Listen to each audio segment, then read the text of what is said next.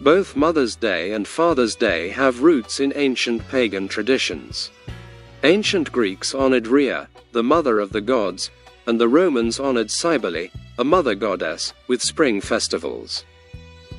Mothering Sunday, a tradition in medieval Europe, involved returning to one's mother church. Historically, researchers discovered the pagan link to Father's Day to sun worship, as the sun is often seen as a masculine symbol, and the holiday falls near the summer solstice. Yes, it is true. Mother's Day and Father's Day have origins in ancient pagan traditions of worshipping mother goddesses and sky gods during springtime and summer festivals. These two holidays have been adopted by the Roman Catholic Church and Christians alike, as a cover to worship ancient deities, while the masses are told that it is a day to honor parental figures. This is just another example of how Christianity has pagan practices intertwined with worship. These secular holidays existed long before the birth of Christ and were not celebrated once in Scripture. Stay tuned. Peace and shalom, Shabbat shalom to the family.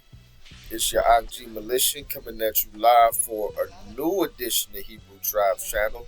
First off and foremost, giving all praises, honor, and glory to the Most High King of Israel. That's the great I am that I am of Exodus 3 and 14, the Creator.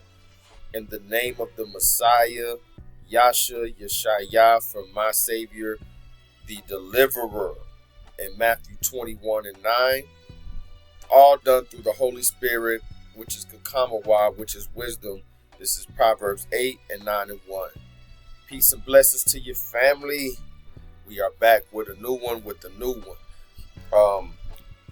going to get straight to it in this one. No long breakdowns or introductions as far as prefacing this, because I feel like this is something that we're all familiar with on the worldly side. We all know what we've been told that these days represent. We've been told that if we do not honor our mothers and fathers on these days, that basically we are rude to society, ungrateful children, so on and so forth, and put on a whole guilt trip. And I'm just here to tell you that this is a time where you're going to have to separate what you've been told to what you have researched and what you know. Because it's a lot of things we've been told. As you know, as you can go through all the things that I've covered on this channel throughout the years, past and, near, dang near ancient stuff that I've covered, that we have been told a lot of lies. And the thing about a lie is when you present it to somebody, it looks sweet. If the lie looked like what the lie was, then you wouldn't take it. What I mean by that, if you look at the fruit in the beginning, when Eve was deceived with the fruit and later on Adam, it didn't look bad. It even said it looked desirous as a person would want it. So these lies are made to look like something that we need to take hold of, that we need to grasp, that, is not going to lead us astray. And that's exactly what a lie is going to do. So let's get to it. Let's get to Ephesians 4:21 through 24. It says, "If so be that ye have heard him and have been taught by him, as the truth is in Yasha, that ye put off concerning the former conversation the old man, which is corrupt according to the deceitful lust." This is saying when you really have a relationship and you really come into the knowledge and the understanding of what the Most High wants from you through Christ, that you're going to put off what you did formerly. Because I've seen so many times where people will go into the quote-unquote truth. Yes, I'm even talking about people in the truth. People will go into the so-called church or any religion. You can paint whatever you want to paint on it. They'll go into it and they won't change at all. They may change a little bit. They may pray a little bit more. They may quote a scripture here a little bit more. They may say God a little bit more, blessings a little bit. But all in all, they're the same person. Meaning they brought those, and I'm not saying like, because some of us were doing some righteous things in the world before we came into this walk. And we had some ways that we had to change. And I'm not talking about changing the right things you were doing. Like if you were a good parent before you came into the truth, are you found, the word, or you were found by the word, right?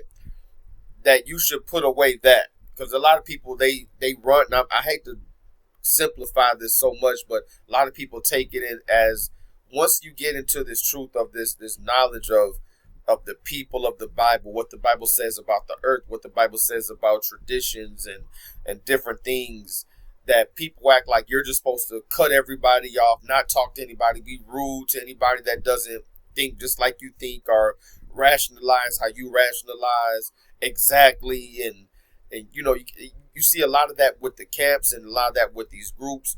And that's not what I'm talking about either. I'm talking about if you were in the world and you were real short with people, you were real rude with people, you were unforgiving, and then you come into the truth and you're still that rude, short, unforgiving person. That's what I'm saying.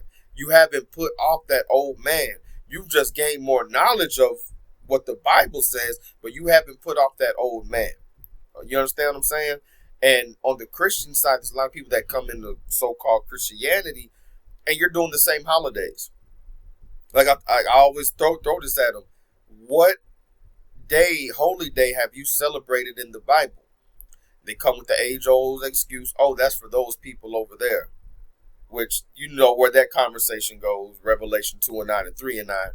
But I asked them, I say, okay, well, after we get off of that, you believe in this Bible, you are a follower of Christ, which is, you proclaim yourself to be Christian, correct? They say, yeah. What did Christ celebrate? Did he celebrate any of these things that you're doing? So you also have not completely come out of the world and its traditions. You understand what I'm saying, family? Okay, so that's what this verse is saying. And it says, and be renewed in the spirit of your mind, and that ye put on the new man, which after Elohim is created in righteousness and true holiness. So you put on a new man, a new person, a new woman, or whatever, you pick it. Whoever you are, you can be renewed, but it has to start in your mind. You have to start questioning things in this world, questioning, and not just questioning it as some people like to do, to debate or just be a contrarian or just to start strife or just to be sensationalist. No, I mean, you question these things because you're looking for ultimate truth. You realize the deception is out there. You realize how deep the deception runs. You begin to question it so that you're more aligned with the truth, which is righteousness, which is holiness. Holiness isn't me walking around with Bibles looking down my nose at people. Holiness literally means set apart. These people, or this person, is set apart from the crowd. They're not doing everything the crowd is doing. I want you to think about this as I go through this lesson. Let me continue with Romans 12:2. And be not conformed to this world, but be ye transformed by the renewing of your what? Your mind, that ye may prove what is that good and acceptable and perfect will of the Most High. Again, this is another simple area where people go astray. When you have no discernment, you can't discern what's pagan and holy, what's clean and unclean. This is the whole duty of man, is to keep the commandments. The commandments are going to keep you on the holy side, on the perfect will of the Most High. We can't be perfect in a worldly sense, but to follow the Most High's will biblically is perfection. That doesn't mean you're without sin, but that means that you're following the will of the Most High. That's why Christ has it in the gospel, not those that call me Lord, Lord, but those that do the will of my Father. What is the will? It is perfect and acceptable and good. That's how you get there. Not by being conformed to this world, because when you don't follow these holidays, especially this Mother's Day, this Father's Day, which a lot of people can put away to Christmas, all praises. A lot of people can put away Easter, all glory to the Most High. You can put away New Year's, you can put away Valentine's Day. A lot of people can put away Thanksgiving. Some are harder than most. I would say Thanksgiving, I've seen brothers and sisters struggle with. But more so than that are these 2 days. And it's a long time coming. I should have did this, but all glory to the Most High. We're going to do it today. You have to not be conformed to this world, because these days have nothing to do with your parents. I'm going to say that again for the people in the back. These days have absolutely nothing to do with your parents, nothing to do with your mother and your father. Absolutely nothing. Let's get to James 4:4. Ye adulterers and adulteresses. This is somebody that cheats on somebody in their marriage. We know that the covenant is like a marriage. So the Most High is calling those that are not keeping this covenant adulterers and adulteresses. Because what are they doing? So if they're not worshiping the Most High, they're worshiping who? Somebody else. It says, know ye not that the friendship of the world is enmity with God? Whosoever therefore will be a friend of the world is the enemy of God. This is another place where a lot of people struggle, because we look for acceptance of this world. When they were asking Yasha, they're seeking to kill you. What's up with that? He's like, well, I'm not of this world. For the world love its own. The world loves its own. So when I see a lot of people getting praised by the world and pushed to the front and in the forefront, not all the time, but more times than not, they're worldly people. Let's keep it 1,000. You got the spiritual man and you got the natural man. The natural man is the worldly man. Not to say we can't be in the world, but we're not supposed to be of the world. And that's a distinction that a lot of people struggle with. And I pray that this video can reach and help them with that. Because this is the shedding off of that old man, shedding off of that old woman, not doing the things you used to do, renewing your mind, understanding the truth of the world through the Most High, through the prophets that he put in this perfect manual for us all to follow. Israelites especially, because this is your bloodline in this book.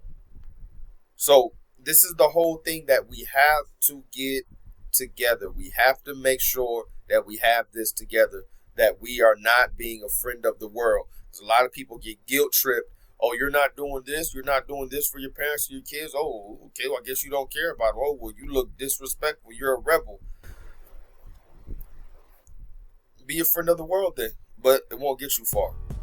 So let's start with Mother's Day. Its origins, our celebrations, have roots in ancient pagan festivals honoring mother goddesses, particularly Rhea in Greek mythology and Cybele in Roman traditions.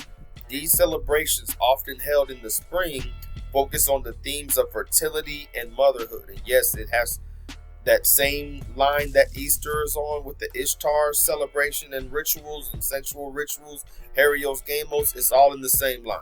Okay? It says, while the modern Mother's Day holiday was initiated in the United States by Anna Jarvis in the early 20th century, its origins are intertwined with these earlier pagan observances. So understand, they just put new twists on old paganism. That's all that this is. It's a new twist on it, okay? It says here, ancient Greece, okay? So that's why I say Greco-Romans, because the Romans got everything from the Greeks. The Greeks got everything from the Egyptians. The Egyptians got everything from ancient Babylon. It just trickles down, but it's the same thing.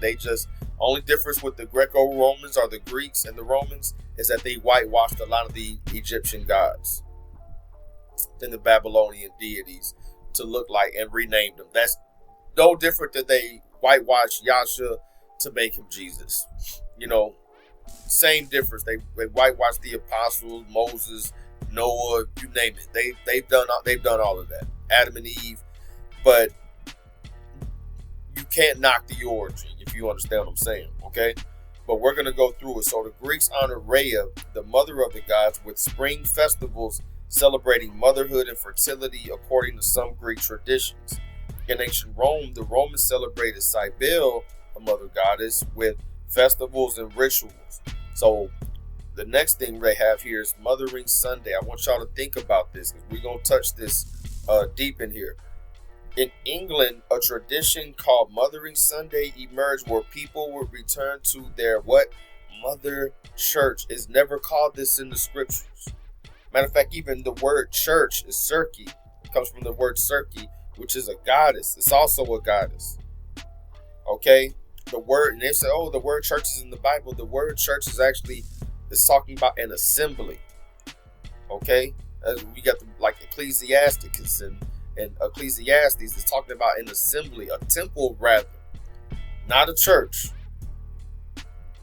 So something to think about, but they call it a mothering church for that reason, because it traces back to that deity and Sunday worship.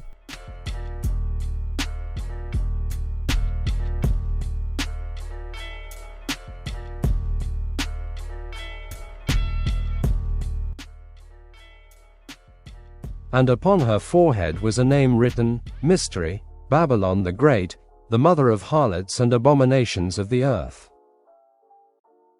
Okay?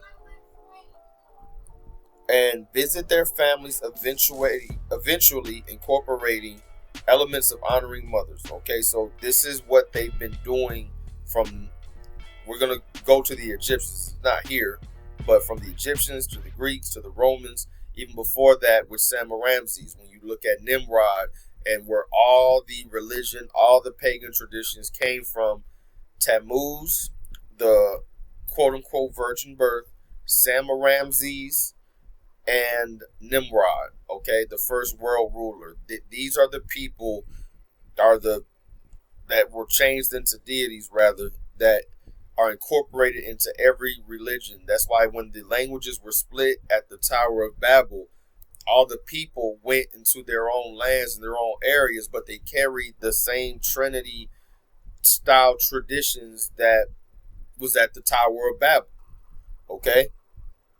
That was the whole thing that they were doing. So it says here at the bottom, while Anna Jarvis is credited with the founding of the modern Mother's Day, her inspiration came from her own mother's work and desire to honor mothers, but her efforts were also influenced by these earlier celebrations of mother goddesses. You got to understand, it all comes from something. Somebody didn't just wake up and decide, hey, I'm going to create a holiday, because now there's like a million days. They got National Hot Dog Day and National Brother Day and Sister Day and all these large and I should say corporate holidays.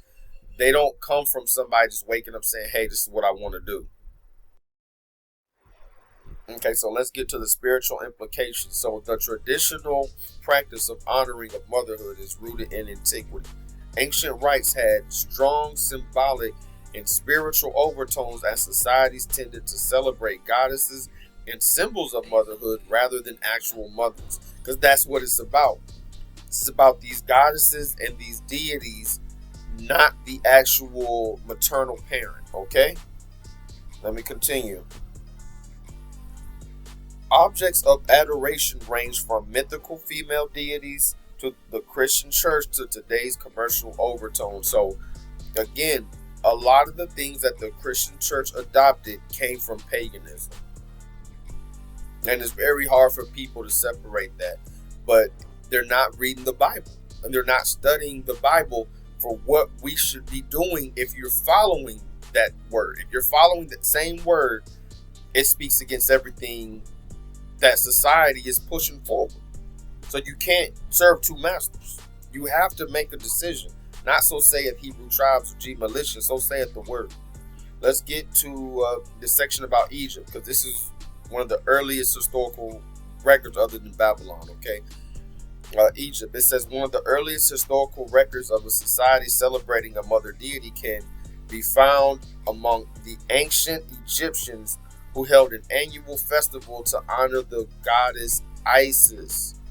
Okay, this is very, even today, this is very popular and prominent amongst our culture A lot of the sisters, that especially ones that follow Kemet, a lot of the symbolism and all the goddess talking diva, it's directly connected with Isis. Okay, it says her stern yet handsome head is typically crowned by a pair of bull horns, enclosing a fiery sun orb.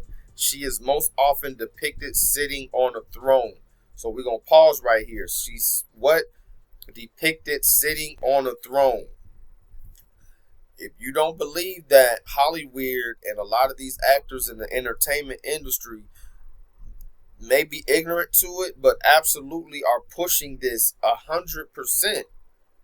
This stems with a lot of the feminist ideology and everything else that comes with it, the whole diva energy. So you look here, you see Nicki Minaj. Right now, when I Googled it, she came up first, and probably because she's, at the time, I think she's the Sunset and Cardi B's the new, and now they got the Sexy Red. So they have a steady train of these women that they basically smut out and put in the forefront. But her name came up first when I typed, celebrities and thrones. So you see the pic here, okay?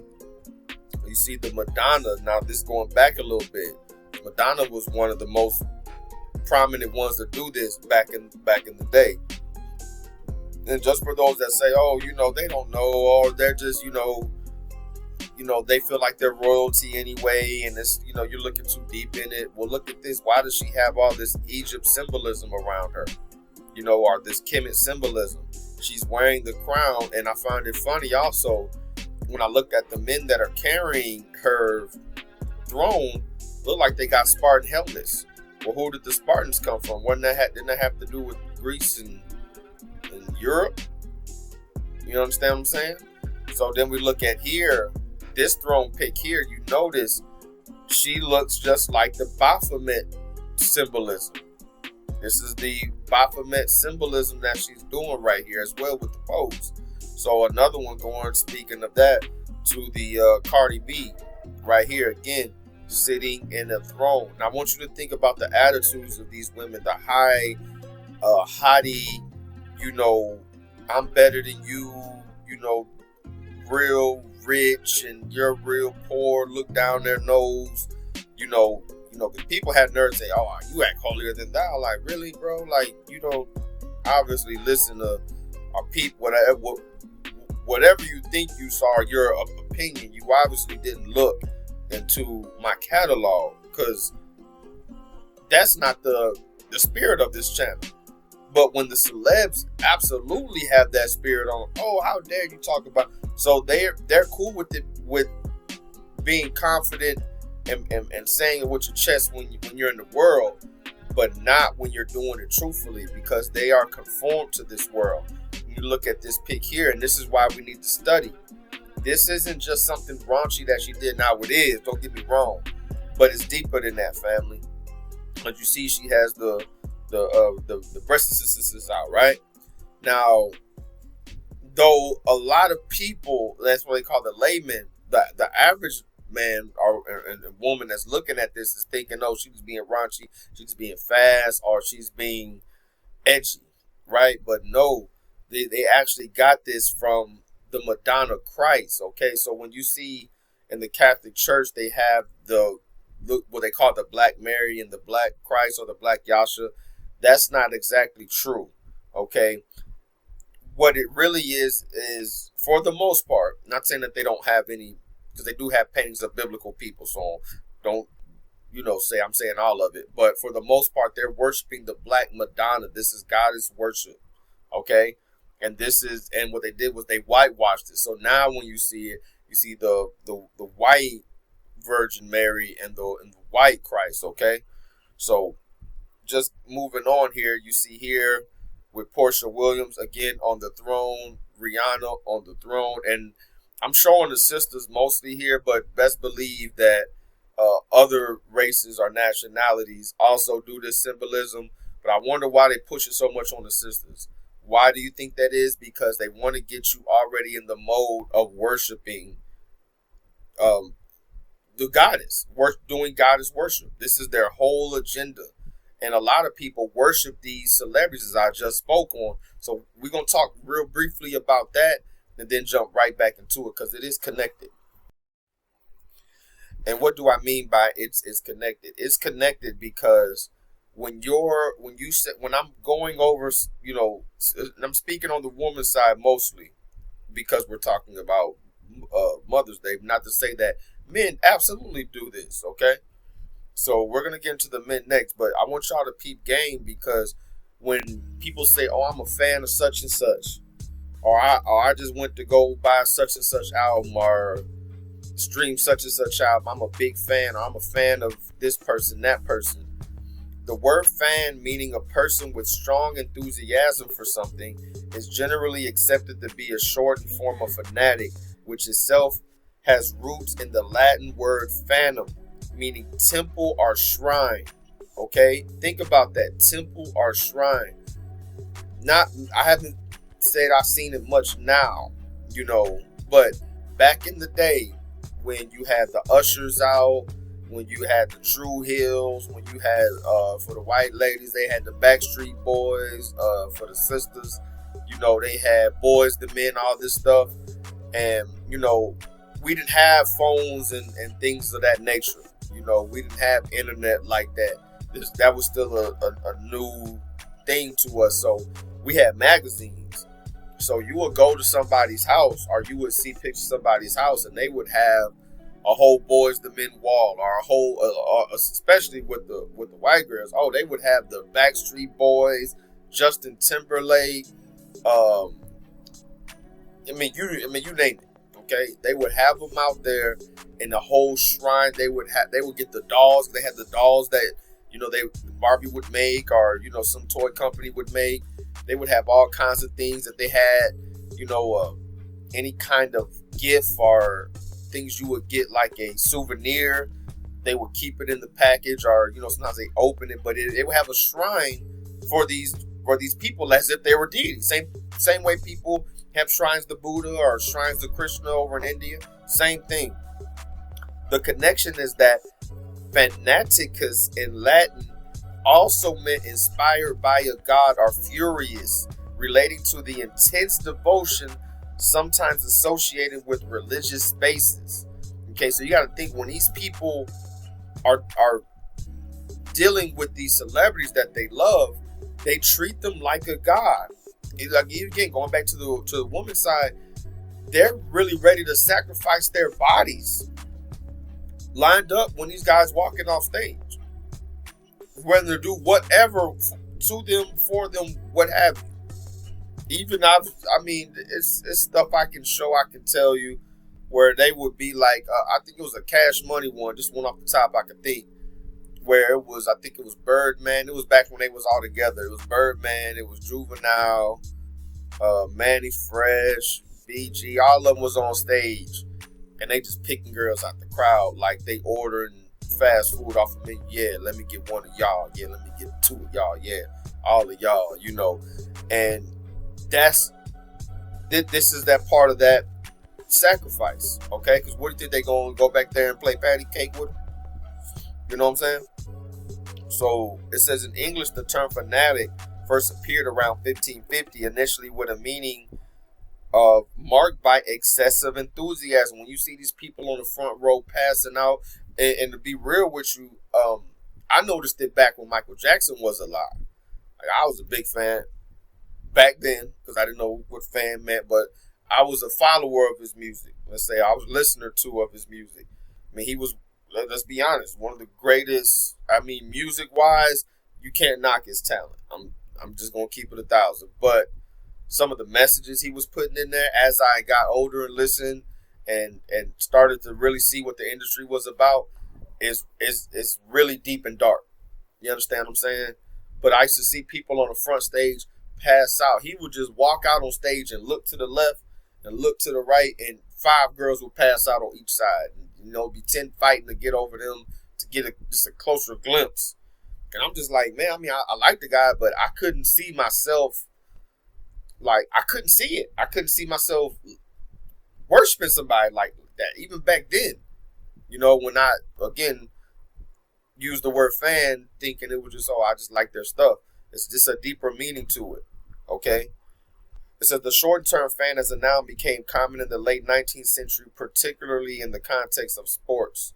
So that's what it is. So when you see these ladies that they prop up, again, I've been on this soapbox for a minute. They don't prop up the Lauryn Hills. They don't prop up the the sisters that's poetic, neo soul, that's coming with a message. Even when Alicia Keys was like, hey, I ain't wearing makeup anymore. I want women to embrace their natural face and this and that. Like, she got a whole bunch of backlash. And I'm not even speaking toward the people that are her quote unquote fans. I'm talking about from the industry. They're like, no, you need to backtrack that and say that again and reword that. And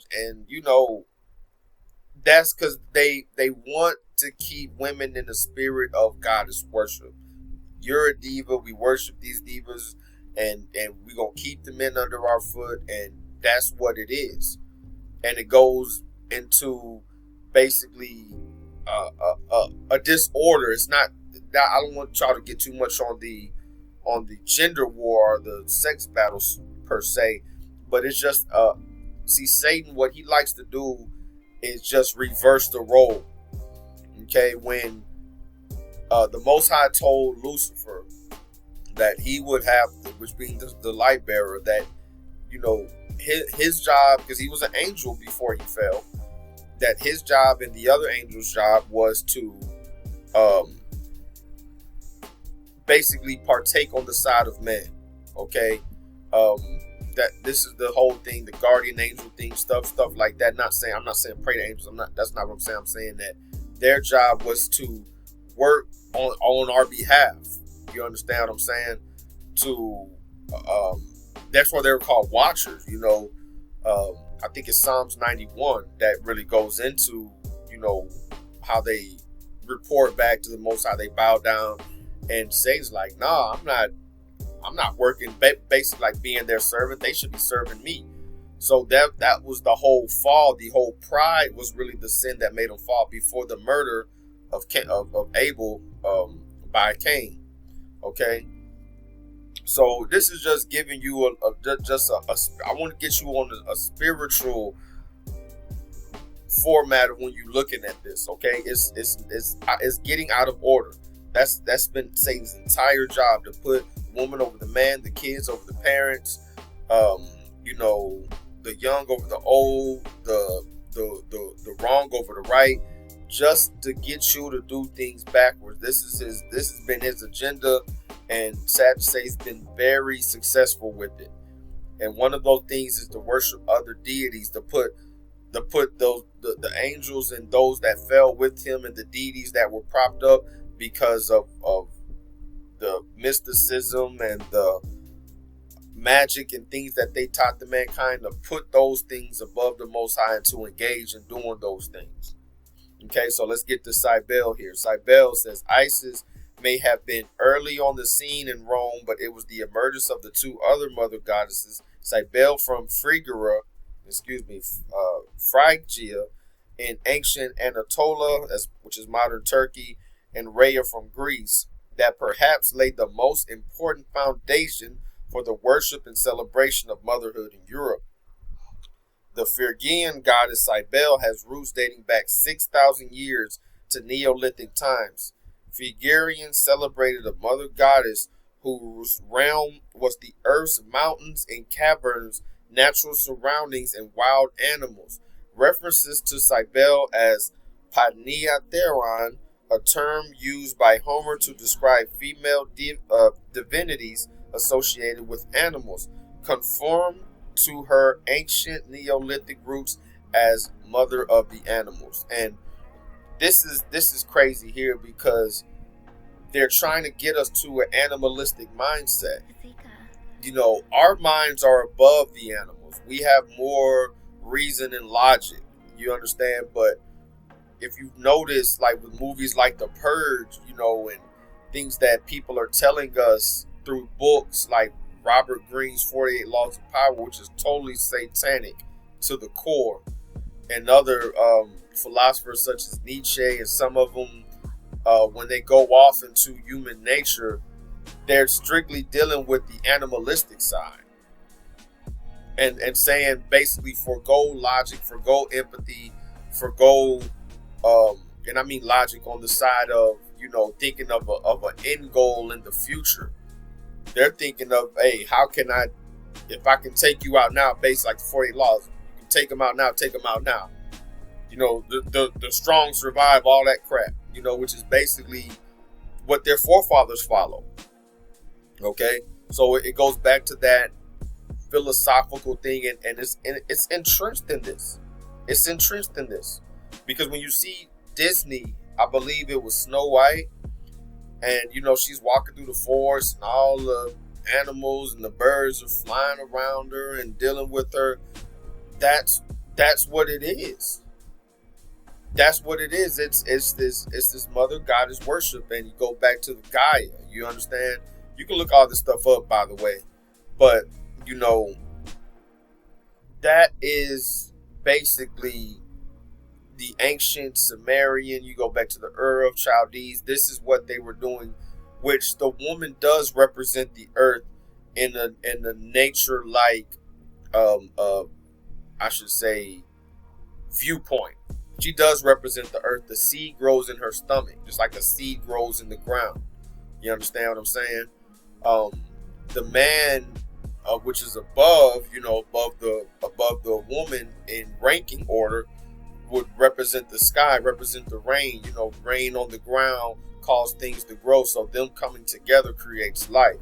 Now this is just some nature stuff, but what the pagans did was worship that instead of understanding that the Most High is above all of that, and he's causing those things to happen. They looked at it like, no, we're going to worship the elements, not the person that created the elements. This is when you get today, these people talking about, oh, the universe. Who's running the universe? Think this universe is running on its own? You think all this stuff is running in perfection? The sun, the moon, stars, everything? You think all this is, nobody's up there. It's just the universe is working. Just okay. So, something to think about, though. Again, the reversal of roles. Instead of the Most High gave Adam with our mankind, dominion over animals. This is why we can eat fish and steak and stuff. Of course, clean foods and things of that nature. But what Satan does is say, no, that they need to rule over us. Or we need to be on the same level, rather. We need to be on the same level. You understand? This is why you see a lot of these, documentaries where these guys are out their mind, serial killers and everything else. They're animalistic in their way of thinking. Oh, I could take them out. So, shoot, you should have been watching the 6. But let's keep it moving. Let's go to Rhea right here. So by around 600 BC, worship of the Phrygian mother goddess had been adopted into much of Asia Minor and parts of Greece. Remember that part about Asia Minor, okay? In parts of Greece, the Greeks named her Cybele and also called her Mater for mother. At the same time, some Greeks had already worshipped another mother goddess, Rhea, the Greek mother of who? The gods, okay? She was born from the union of the Greek goddess Gaia. Remember, Gaia means earth, right? The personification of earth, and Uranus, the sky god, okay? Which, again, this is all foolishness. The mother goddesses Cybele above and Rhea left, which I showed you on the last Cybele on the last slide, were so similar in their nature and iconography that they became closely, almost interchangeably intertwined in Greek life and culture. So they're pretty much the same. So when you see here, also, again, they just whitewashed the deities that were already there. So when brothers and sisters would come to me years ago and be like, oh, don't you know Ra was black and this was black, and even the black Cybele, the show you see, it was black, it was about black mother. You could put a black face on paganism, it's still paganism. You understand what I'm saying? I'm not going to be like, oh, let me just drop the word of the Most High because this deity was black. Like, come on, man. We're not doing that, man. So let's get now into the European Catholic Church connection, because they are absolutely connected to this, okay? You'll see they're connected to both, but we're on Mother's Day right now. So let's get into this section here. It says, by the 16th century, as ancient Roman religious and cultural traditions in Europe and England gave way to the spread of Christianity, Hilaria celebrations became part of Later Sunday, the fourth Sunday of Lent in the Christian liturgical calendar, the 40 days of fasting preceding Easter Sunday, which Easter is pagan too. So it's paganism on top of paganism, right? Early Christians in England initially used the day to honor the Virgin Mary, Mother of Christ. They weren't honoring the Virgin Mary. That's what I'm trying to tell you, fam. They were honoring the Black Madonna, the Cybele, the goddess. And the church in which they were baptized, which they knew as their mother church. Again, where is that in scripture? This is why I be saying these people, these Catholics, and later on the Christians took the Bible, took pieces out, and merged paganism with it. Okay? This place of worship would be decorated with jewels, flowers, and other offerings. So this is what they did to the place of worship, to the church, because that's what it was originally about. But see, Catholic means universal, so they understand there's some people that's not going to be dealing with the church. We still need them to worship these deities, even if they do it in ignorance. Thus, Mother's Day is not just about the church. It's about your maternal parent, my maternal parent, everybody's mom. You understand what I'm saying, Israel? Are you listening to me? And another part, instead of decorating the church with jewels and flowers and other offerings, who gets jewels and flowers on Mother's Day? Don't you see the commercials with they advertising? Right? So that's when it goes into that. So I got the source here. Y'all can check that out. I'll have all this in the description box as well. And I'll have a special treat at the end of this. You hang on. Your brother got something in the works. Well, actually, it's already done, but I don't want to show my hand right now. Mother's Day is an emotional day for a lot of people. Some of us don't have the ideal relationship with our moms. For some, she's not around anymore. And for some, now we have children of our own and realize how annoying we were as kids and just want to make it up to her. Send her a Mother's Day card or a bouquet of flowers or just call to say hello. Tell her about the real history of Mother's Day, because this day has a pretty grim origin story. A story that might just make you question, should you celebrate Mother's Day at all? The tradition dates back to pagan celebrations in ancient Greece and Rome. In both cultures, mother goddesses were worshipped during the springtime with religious festivals. The ancient Greeks paid tribute to the powerful goddess Rhea, the wife of Cronus, known as the Mother of the Gods, Queen of Heaven. Similarly, a 3-day festival in mid-March called Hilaria was celebrated to honor an ancient Phrygian Mother of the Gods, or Great Mother, Magna Mater, dates back to 250 BCE. Down the line in the 17th century, England celebrated a day called Mothering Sunday, on the 4th Sunday of Lent. The day was set aside for all the mothers in England and servants who lived at their employer's residence. A common practice at the time, were encouraged to go home and spend the day with their mothers. Some families would enjoy a mothering cake or carlings, pancakes made of steeped peas, as part of the celebration. As Christianity spread throughout Europe, the Mothering Sunday celebration changed to honor the Mother Church, the spiritual power that gave Christians life and protected them from harm. The celebration eventually merged so that people honored both their mothers and the church. According to an annual spending survey conducted by the National Retail Federation, Americans spent an average of $168 on Mother's Day in 2013, and it has increased since. In total, Mother's Day spending exceeds $20 billion each year. In addition to the more traditional gifts, cards, flowers, candy, clothing, and jewelry, one survey showed that an unprecedented 14% of gift givers plan to buy their moms high-tech gadgets like smartphones and tablets. So now you know the origins of Mother's Day. But let's get to these scriptures though. Okay, Jeremiah 10. Jeremiah 44, 10 through 13 and 14 through 18. They are not humble, even unto this day. Okay, neither have they feared nor walked in my law. So this is the Most High saying what is his issue is with Judah, especially, but with the 12 tribes of Israel, the children of Israel, Judah especially. Okay? Y'all aren't humbled until this day. Neither have you feared or reverenced him, nor walked in his law, nor in his statutes that I set before you and before your forefathers. You're not keeping the law.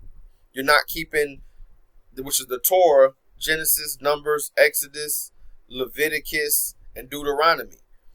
Those are the rules on how we're supposed to live. Therefore, thus saith the Most High of Hosts, the God of Israel, behold, I will set my face against you for evil and to cut off all Judah. Because this is what was going on in Jeremiah's day. Do you understand? Okay. I will take the remnant of Judah that have set their faces to go into the land of where? Egypt, to sojourn there, and that they shall all be consumed and fall in the land of Egypt. Why? Because, again, where did these deities come from? Isis. So when you're doing, I know you don't think that, for those of you that may be scoffing at this lesson, but when you're dealing with that day, you're dealing with Isis. Not the mother that gave you birth. Isis and Cybele and Rhea and the Catholic Church in Egypt. And Babylon and Samaramses and Ishtar, Inanna. We can do a roll call. That's who you're dealing with. You're not dealing with anything that the Most High told you to. You're dealing with the goddess on that day. You understand? You're dealing with Egypt. Fall in the land of Egypt. They shall even be consumed by the sword and by the famine. They shall die from the least even unto the greatest by the sword and by the famine. And they shall be an execration and an astonishment and a curse. Who's under the curses? Israel. Who's under the curses we always talk about? Deuteronomy 28. And how do we get there? By following other deities. Do you see and why are we still under them? Because we're still following other deities. Do you see the connection? It's plain for those that have the vision to see. You need to pray to the Most High for discernment and a reproach. For I will punish them that dwell in the land of Egypt, as I have punished Jerusalem by the sword, by the famine, and by the pestilence. So just as we're going to be punished, which comes to the house of Israel first, it's also going to come to those who are dealing with the land of Egypt, dealing with these Egyptian paganism, Babylonian customs, dealing with these customs of the Ur of Chaldees. Do you understand what I'm saying, Israel? This is why we see their economy falling and they're struggling and they're trying to make it great again, and they're worried about their numbers. This is Joe Biden and Trump. Both of them are worried about the numbers of their nation. Do you understand what I'm talking about, Israel? Let me keep this pushing. Then all the men which knew that their wives, so that's what Jeremiah told them. Egypt about to fall, just like you about to fall, the Most High's turned his face against you, all these things. Because you're dealing with the Queen of Heaven worship. That's another name for the goddess worship. Queen of Heaven worship. Look in Jeremiah 44. So this is the response Jeremiah got after he told them that. They didn't repent. Just like how we tell people these things today. They don't want to repent. They want to continue. So this was the response. Then all the men which knew that their wives had burned incense unto other gods, and all the women that stood by, a great multitude, even all the people that dwelt in the land of Egypt and Pathros, answered Jeremiah, saying, as for the word that thou hast spoken unto us in the name of the Most High, we will not hearken unto thee. They told Jeremiah, we ain't listening to you, bro. Just like when you tell people about any other holiday, about Christmas or whatever, man, we ain't trying to hear that. Man, we on our way to get a tree right now. But we will certainly do whatsoever thing goeth forth out of our own mouth. This is what they say. Yeah, I hear what you're saying. I see the precepts. I see all this history and stuff you're showing. But look, this is what our forefathers did, our mothers did, our families have done for years, and this is what we gonna do. Basically, we gonna worship the Most High the way we want to worship the Most High and serve Him. We gonna serve Him the way we want to. And I always think when they say stuff like that, well, they don't say it that way. They just say he gonna take our offering because he knows that, they make it look innocent. Oh, honoring your parents isn't bad. No, it isn't. But you're celebrating them with the day. Where's that in scripture? Don't you think that you can be deceived by that?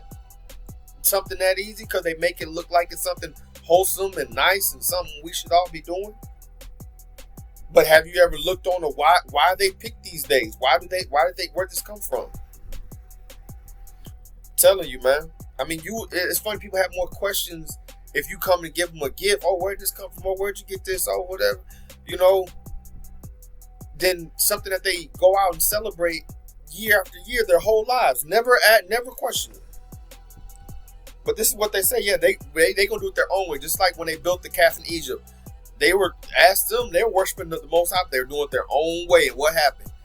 So he sent snakes on them. And that's what's gonna happen.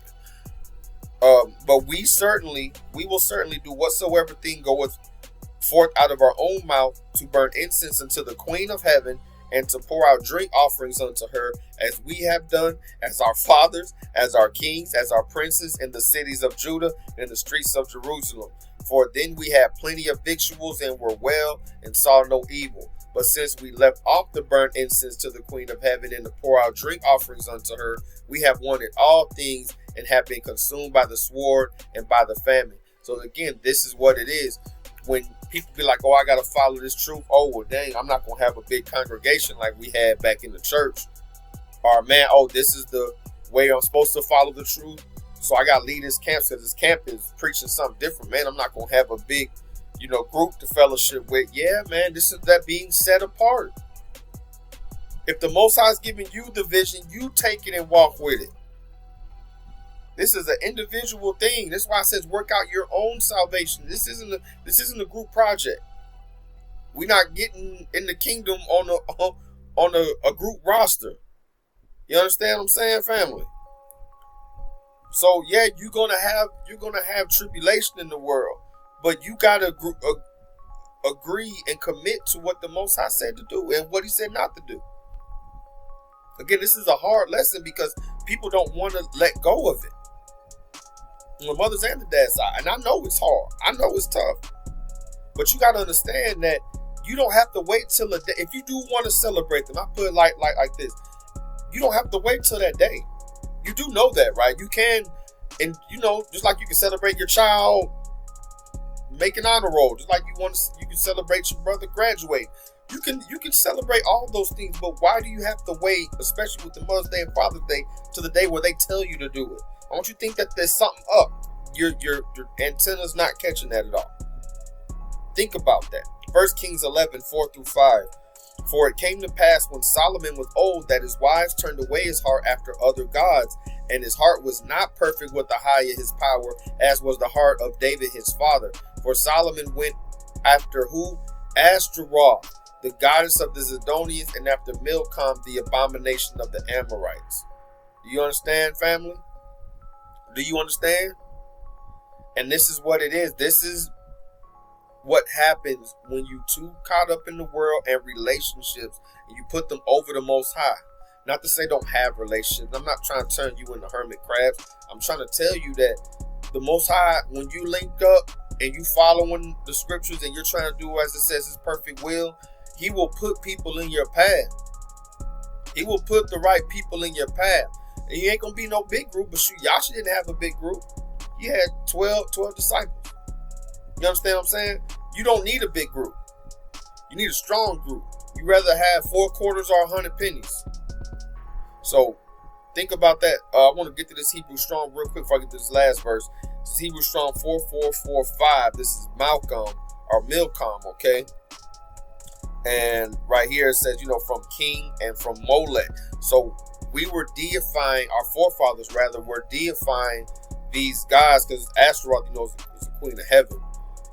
Milcom is the male equivalent, okay, which we're going to get in the Father's Day next.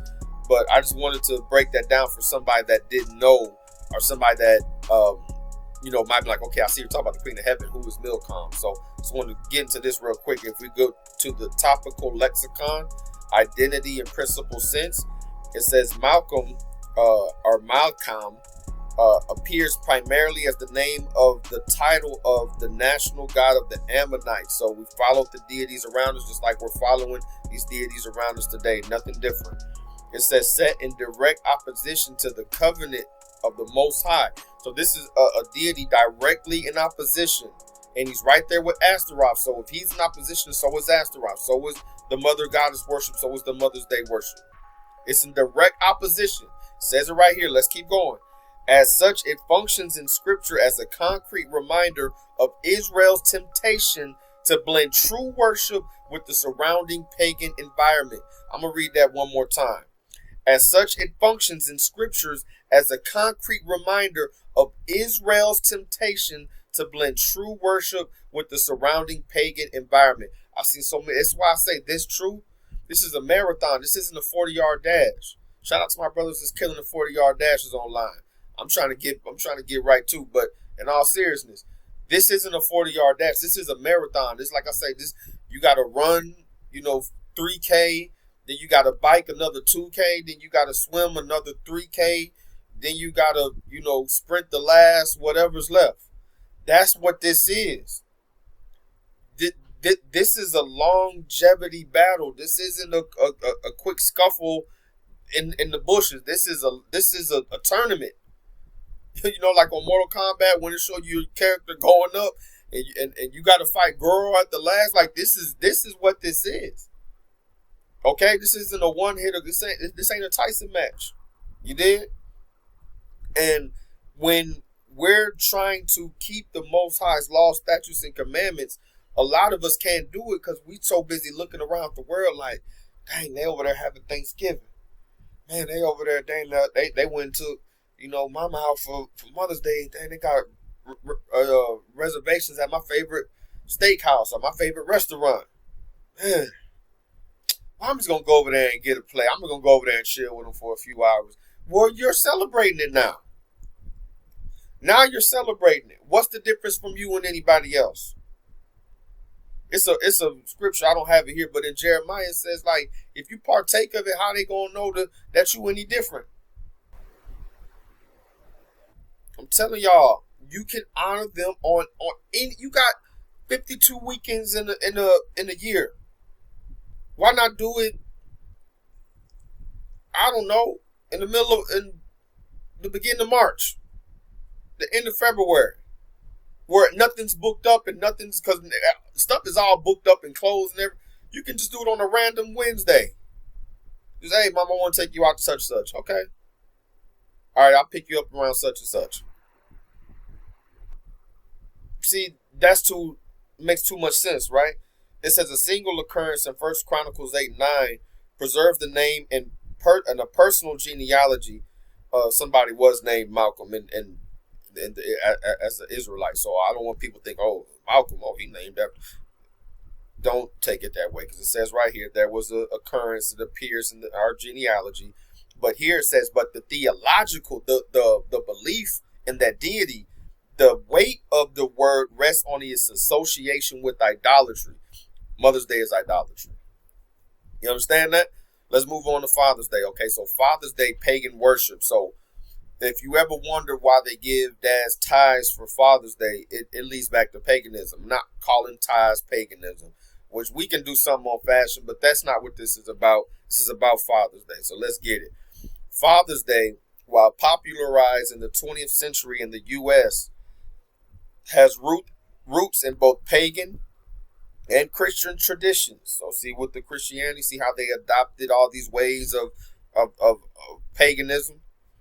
Some believe that it stems from ancient pagan sun worship, which it does, where the sun was seen as the father of the universe, and celebrations often coincided with the summer solstice.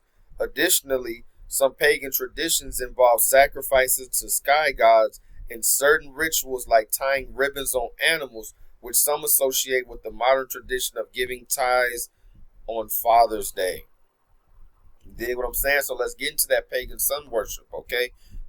It's no coincidence that it falls right with or in the same realm as the summer solstice.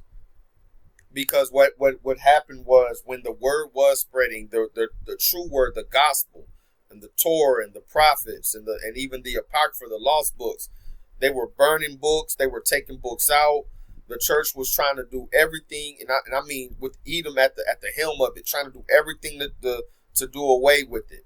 This is where you get things like the Book of Eli. In the Book of Eli, he was looking for the word, because at that time in that dystopian film, they did away with all the Bibles. But then they realized, though, dang, we were using this to manipulate people. Now what are we going to, manipulate them with? Not saying the Bible is a manipulative book. No, I'm saying it's a sword. It's called a sword. It's like a gun. It can be used for good or evil. You could use it to protect your house. You could use it to go hunt, or you could use it to go rob people. They were using the sword to go rob people, and they have been doing it. So the whole thing is, when you look at what they have done and what they continue to do, it's nothing different. And they'll put it right in your face. Okay? So they personify this sun worship as the sun deity. Okay? This is why they deal with Sunday. So it says, as in various pagan traditions, the sun was often revered as a powerful force, sometimes personified as a father figure or deity. Example, Sky Father in Roman, Greek, and Celtic traditions. The summer solstice, which falls around the same time as Father's Day, was a significant event in many pagan calendars, marked by celebrations and rituals. Father's Day has its origin in the ancient past. The sun was considered to have masculine energy, so the sun was the father of the universe. Father's Day was and is celebrated close to the summer solstice. That's not a coincidence. The Catholic Church calls it St. John's Day. Today, as in the past, Druids celebrate the solstice at Stonehenge in England. So when you see the Stonehenge and all of them out there in their hippie gear and beads and everything else, that's what they're celebrating, the summer solstice. Okay, at Stonehenge, this is big time pagan worship. Wicca calls the summer solstice Litha. Bonfires are lit on Litha to signify the space between the earth and sky. Herd animals were led in between bonfires to bless them with fertility. People jump a bonfire to bring luck and blessings. So this is something else I used to see, and I never did it, and I also never realized why they was doing it. Like, we would go somewhere, friends would take me somewhere, and be having a bonfire, and you would see folk trying to jump over the fire. And I'm like, what they jumping over the fire for? Like, they drunk, and they be drunk. You know what I'm saying? So falling is bad enough, but you're going to fall in the flames. You dig? In ancient time, goats or sheep were sacrificed to the sky god. So, and you'll see a lot of people that want to sit up here and make fun of the Bible, and they'll say, oh, your sky daddy, your sky this, because a lot of the traditions that so-called believers are following link back to the Roman traditions, link back to the European and Greek, Celtic, pagan traditions. And they did call their quote-unquote God the Sky Father. You did? You can't tell the difference if you're doing the same thing. What's the difference? The animals were sacrificed so rain and good weather would help the crops grow. The necks of these animals were decorated with ribbons. And it says, is this why we give our dads neckties? So, while modern Father's Day celebrations are largely secular, some individuals and groups still connect the holiday with sun worship, particularly those with pagan or neo-pagan beliefs, because they're still doing it. You see the picture here? They're still doing it. It's not like they stopped doing it. They just renamed it. See, I always say Satan, he just repackages stuff and gives it right back to you. There's no difference. So summer solstice. So sun father god worship and Litha. The summer solstice, the longest day of the year, offers a special opportunity for the reflection worship, particularly within a Christian context. Now, this I got from AI. So just to let you know, AI it's not just me coming to this, or writers coming to this that study this, or neo-pagans that actually still do this coming to this conclusion. AI also, through the search engine, is coming to the same conclusion. It says, while celebrating midsummer, pagans draw on diverse traditions. In England, thousands of pagans and non-pagans go to places of ancient religious sites, such as Stonehenge and Avebury, to see the sun rising on the first morning of summer. In Northern and Central European Neolithic cultures, the summer solstice was typically marked by Celtic, Slavic, and Germanic people by lighting bonfires intended to boost the sun's strength for the remainder of the crop season and ensure a healthy harvest. I mean, when they light the torch, quote unquote, for the Olympic Games, you know that's from the sun. They use some kind of light and reflect and make a spark and light. So basically that fire that was sparked by the sun, like, putting a magnifying glass on grass or something. I mean, that's the same. And when they run with the torch, it's, from country to country to country, it's sun worship. Okay, this is just the male deity of the goddess that we just went over. They just have a male side of it, which is Baal. Okay, or as they call evictus soul in the Roman. So the Egyptian sun worship origins. In ancient Egypt, the sun god Rhea, in some texts, was the dominant figure among the high gods and retained this position from early in that civilization's history.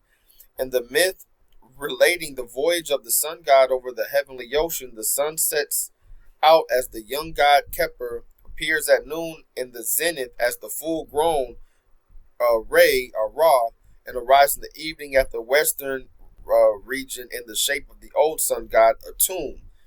So again, this is who the Egyptians were worshiping. When we had, this is ancient history in the Israelite community, but we had a big Israel versus Kemet debate, and I could say now since then the debates have turned into screaming matches and making fun of people and all that, and away from the subject matter. But I watched a lot of those, and I actually entered a lot of those, and I learned a lot. I learned that the Bible is true. I learned more biblical history. I linked up with some brothers that was in the truth and the walk that showed me things. But also I learned that when you really broke down these brothers that walk around with ankhs on, or ankh tattoos, our pyramids, brothers have on all this stuff from Egypt. And when you really sit them down and break down, I'm talking about not just the ones that's doing it because it's some pop culture, but the ones that's doing it because they really studying it and that's what they, are attracted to. They'll tell you, oh, we just worshiping the elements. Yeah, we just worshiping the elements. When it comes deep down to it, they just worshiping the sun. That's it. All this Atum and Ra and Zenith and it's all that. They just worshiping. They worshiping nature. No different from any other pagan culture. Okay? It says, when the pharaoh Akhenaten reformed Egyptian religion, he took up the cult of the ancient deity Ra Horkite under the name of Aton, an older designation of the sun's disk. So this is why when the Israelites were dealing with the calf had the sun disk on it, family. We got to leave Egypt alone, man. Okay? Under Akhenaten, the sun's qualities as creator and nourisher on earth and its inhabitants are glorified. So, what does all this mean, G? Well, look at this. You see this pic here, the Sun Father, the with the Catholic Church. So, Christianity, you got your doctrine from the Catholic Church. The Catholic Church got their doctrine from Egypt. This is why they have the same sun religion. The same sun religion. They're just dealing with the sun. You can look at all of their drawings, their paintings, their sculptures, their statues. It's the same thing. Okay, and this is why the desecration of the Sabbath. They're not even dealing with the seventh day. They're dealing with the first day. You dig what I'm saying? And there's people I can talk to about this. I can show them these things. It doesn't matter because they're going to go with what the crowd is doing and what they've been taught, not what they've read. They want too much to be a part of this world, and I had to learn. I gotta let them be that. But I want to still speak to those who are searching and seeking, and even for those that know, to give them a reinforcement. Like, no, brother, no, sister, you on the right path. Just keep pushing. I know, you ain't got a big squad with you. You ain't got a large platoon, but you're doing what you're supposed to do. Keep pushing. So you see here with the Christian sun worship service thing. That's you see what I'm saying? Like, they are worshiping the sun. Ultimately, this is why the average so-called Christian believer, they don't care about the Sabbath. They don't care about it. They may acknowledge it, but they're not keeping it. They don't acknowledge, but they'll acknowledge Sunday though. This is why, because they're dealing with Egypt and the Catholic Church, which are one and the same. So you see here, the sun worship goes way back to ancient times, way back, okay? And all this stuff is done in plain sight. You just have to have the discernment and the willingness to study to see. That's why I say study to show thyself approved. Yes, the word tells you to study. 2 Timothy 2:15. Okay, and they do this in plain sight, like you see here with the deities. They call that libertas, the Statue of Liberty, but it's actually, you see what it's based on. It's based on male deities. Is that I can't never say his name, but you see it there. And it's ultimately Apollyon. Now let's read who Apollyon is. Revelation 9:11. And you see that is the symbol of what? The USA, right? And they had a king over them, which is the angel of the bottomless pit, whose name in the Hebrew tongue is Abaddon, but in the Greek tongue hath his name Apollyon. That's Apollyon up there. That's that Statue of Liberty. That's what you're looking at. So I got links. This all comes from Pagan Origins of Father's Day. They also have Mother's Day in there. Father's Day Origins. And a lot of this came from the encyclopedia, the Brittanica. Okay? So this isn't me just going off on a tangent.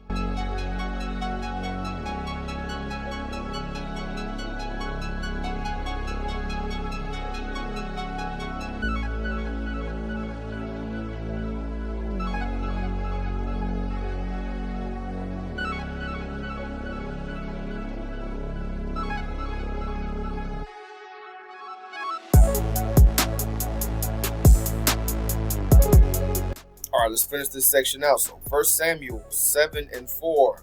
Then the children of Israel did put away Baalim and Ashtoreth and served Ahiah only. So this is in 1 Samuel. So again, this is a theme in the Bible where we just kept serving the deities around us.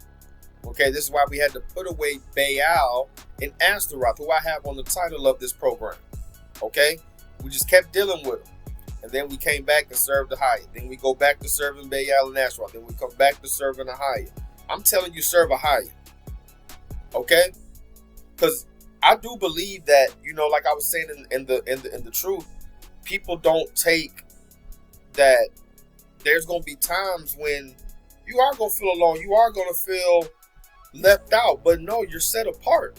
It's not left out. You're choosing the righteous path. We know that's the reason he said it's a narrow path, because not many are going to choose it. This is Matthew 7:13. Many ain't going to choose it. They want to be in the crowd, in the mix. Ezekiel 8:16. So, when people say, I can find Sunday worship in the Bible, you don't have to worry about it. It's right here. Let's read.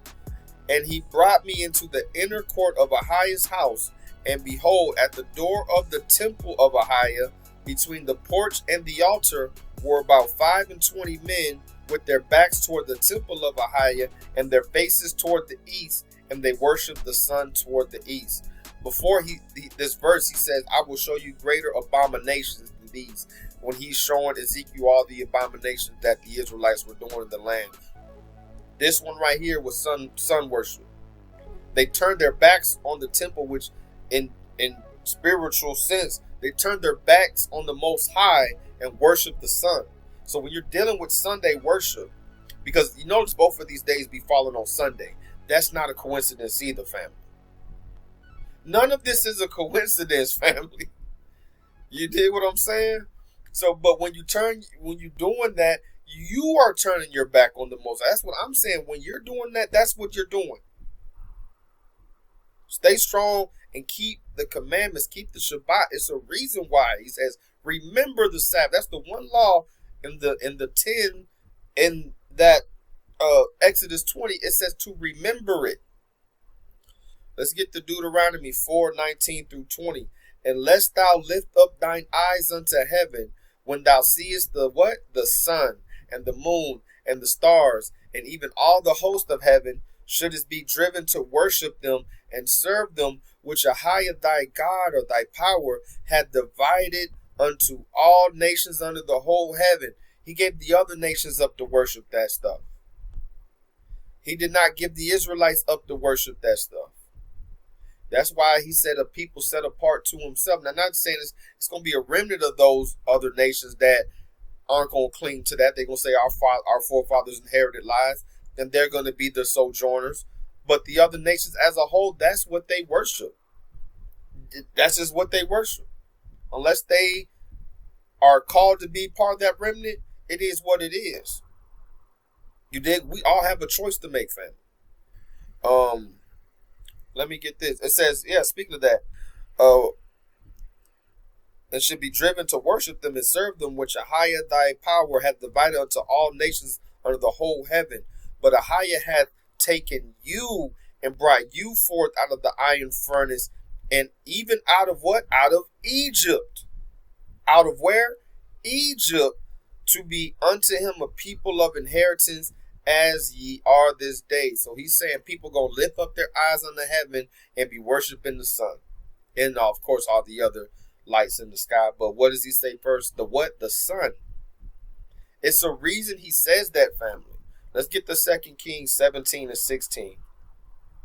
And they left all the commandments of Ahijah their Elohim, and made them molten images, even 2 calves, and made a grove, and worshiped all the host of heaven, and served Baal. Because when you're dealing with these holidays that are based on the host of heaven, that's who you're worshiping. I know people don't like to make that connection. I'm just honoring my mom. No, you're not. Why you pick today? Why can't you wait? Why can't you do it last weekend or the next weekend? Why you got to do it this weekend? Because this weekend that they set that day up, and Father's Day up, is strictly for their deity. That's what it's about. What makes you think that they care about our parents? You dig what I'm saying? When they're taxing as a parent, they're taxing your check to kingdom come. When your kid goes out to eat or something, the kids' plates close. The prices are creeping closer toward the regular adult plate. You might as well just order them adult plate. You dig? They want to put medicines. I'm not gonna go too far. They want to put all types of experimental things and experiment. And Dexter's laboratory on your kids. Come on, man. But they care about the parents. Have you been to family court? I have. I can tell you some stories. And it's not what it's about.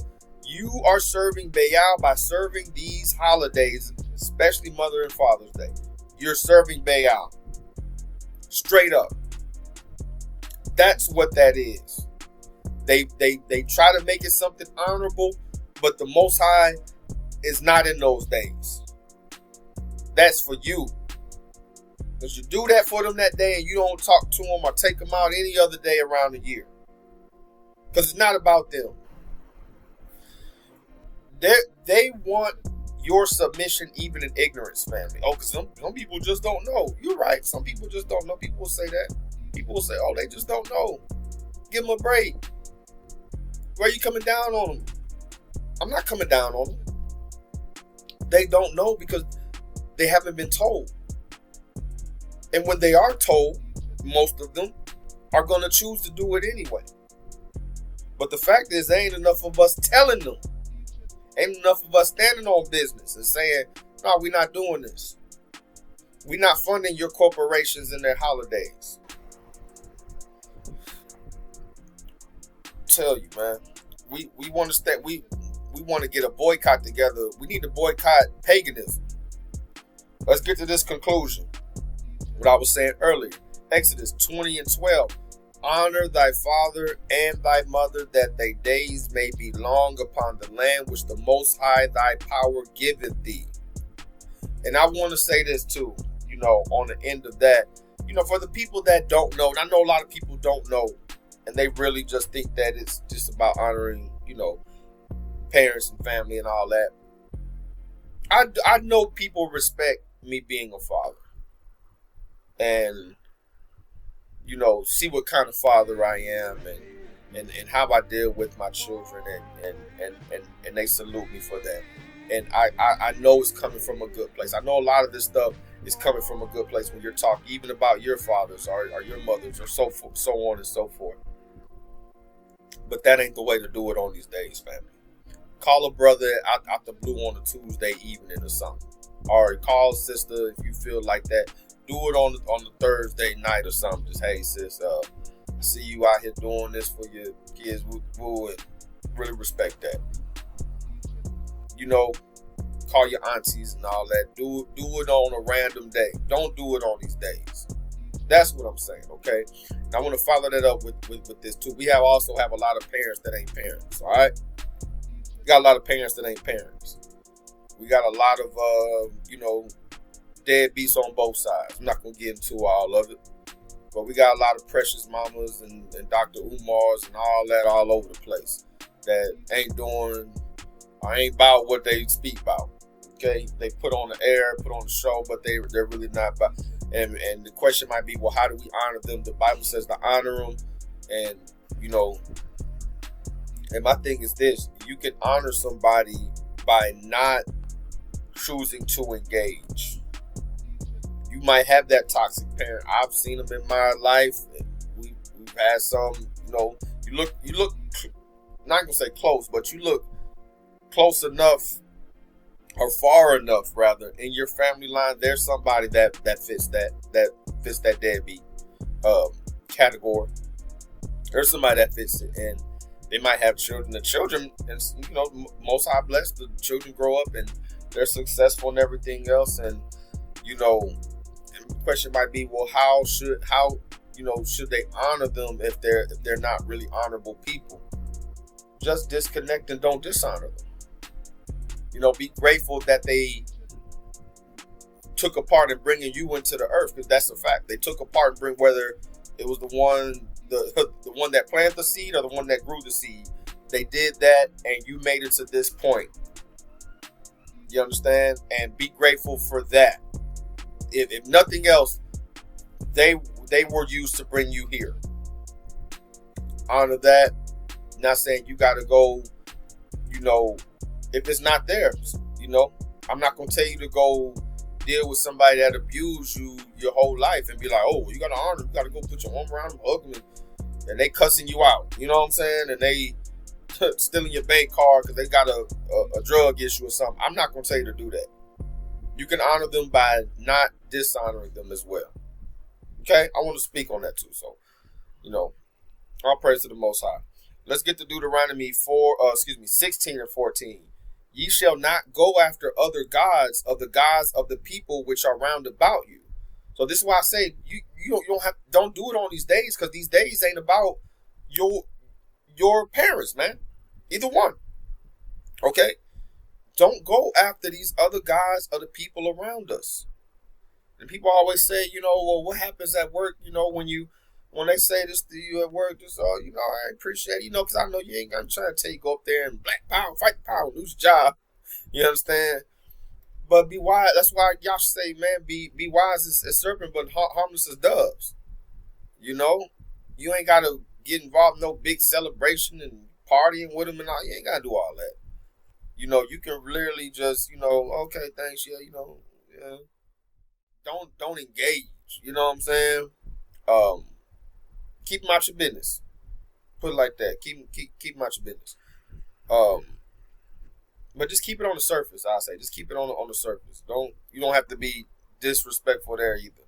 2 Corinthians 4:4, in whom the God of this world hath blinded the minds of them which believe not, lest the light of the glorious gospel of Christ, who is the image of God, should shine unto them. So when you're trying to tell people these things, they like, look, man, she been through me through this, and she helped me with that, and they getting all emotional and all this, man. That's the God of this world blinding these brothers and sisters, because they can't see. I'm not saying you can't take them out and honor them. I'm saying on this day, it's not about them. On this day, you're actually being fooled into honoring something else. They're blinded by this world. They're dealing, and I realize too, the enemy uses emotion. He uses emotion and strife.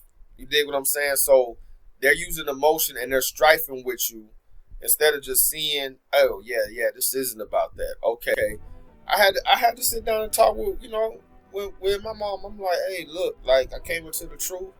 To talk really with my whole family. I had to sit down with all of them face to face on 2 different occasions, not just 1, 2. And I just told them like, hey, I've been searching through this word. This is the journey I've been on. This is what it is. We are the people. This is what we're supposed to do. I do still want to kick it with y'all. I do still want to build. I'm gonna hit y'all up. Y'all got my number. This ain't no cult stuff. I'm not cutting y'all off, and unless y'all come getting some dark robes and worship by the third moonlight, we're not doing all that craziness. But I said, hey, I'm keeping the Sabbath. I'm doing this, I'm doing that. Send them blessings, send them little things, and was like, don't feel bad if I don't reach out to you, my aunties, on Mother's Day. To my cousins, don't feel bad if I don't reach out to you on Father's Day. It's not anything personal. It's not anything personal. I love what y'all doing. I see your children. I see the fruits of your labor. But I'm not keeping these days because these days go against the Bible. They go against what I believe in, the power I believe in. This is a whole nother deity. You did? And I have a pamphlet, okay? That's the gift I have for y'all. I got a PDF. I'm going to put it on my website, on ap-beats.net. I'm going to put a pamphlet out. It's free. I don't charge y'all for nothing. And the pamphlet is explaining basically what I explained through this lesson. I don't think I used quite the same scriptures, but the same message. And how we got to this point, and how we need to stop dealing with these other deities. It's like 7 pages, pictures, color, everything. Okay, and I sent this to my people as well, so they don't think I'm just losing my mind out here. Okay, but there's some people that's gonna be blinded by it. They just not gonna be able to let it go because they too deep in this world, in too deep. Let's get to Revelations 12 and 9. Okay. And the great dragon was cast out, that old serpent called the devil and Satan, which deceiveth the whole world. He was cast out into the earth, and his angels were cast out with him. This is religion. This is the deception. He deceiveth the whole world. Again, the whole world. If the whole world is doing something, the whole world is praising something, you need to take 3 steps back and look at it and analyze it. Because I guarantee almost 9.99 times out of 10 is not of the Most High. When the Antichrist hits the scene, the whole world gonna prop him up to be the ruler of the one world order, or the new world order. Okay, and so if we're already in the spirit of sun worship and deity worship and going out of the, again, order of the Most High, putting things above things that's supposed to be above and putting things below things that's supposed to be above, and switching the order and all the things around that we're supposed to be doing. If he says the 7th day, we're doing the first day. If he says man's here and we're saying no, man's there, and woman's here, and he said we're saying no, woman's there, and kids and everything else. This is how the lawlessness and the foolishness, it goes from generation to generation. We hear about generational curses, but if every generation is doing the same thing and we're not analyzing, why are we doing this? Why are we doing this? Did you go on social media? Everybody got a podcast. Everybody talk about something. Not knocking all of them. Some of them are entertaining. Some of them are very informative. But let's keep it 1,000. A lot of them is a bunch of foolishness. Well, they're talking about a bunch of foolishness. And the same people that's doing, if you want to do that, free world. But people go do that, and then they turn around and wonder why the foolishness is occurring. What are you doing against it? Why are you still doing the same thing? A lot of us are above the age of 30, and praise the Most High, I got a lot of people on my page that's, way below that in their 20s, late teens, some of mid-teens. Glory to the Most High for you. Glory to the Most High for you. Because you're getting, not because of me, I'm just a vessel, but this information, you're getting it years, a decade plus more before I even got it. You understand?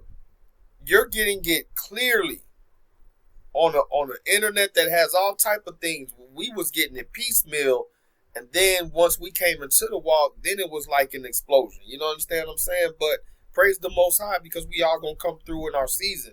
But this is the thing: we have to make that change for the season, for the next year, for the next generation, for the next move forward. Like I said, people will continue keeping these holidays or these folly days, and then wonder why the system is still being upheld, still being this. You're still feeling this way. You're still having these issues because you're not returning unto the Most High power that made you. You haven't returned unto Him because you haven't looked into the Word. You haven't looked into the Word. You claim to follow the Word. You claim to follow the Word made flesh, but you haven't read it or studied it or dedicated yourself to it. So with that, I say, that's what I'm encouraging you to do. This ain't a beat down. This is a build up. Get into it or not. We all have a choice to make. But He says choose life. With that, I bid you farewell and shalom, family.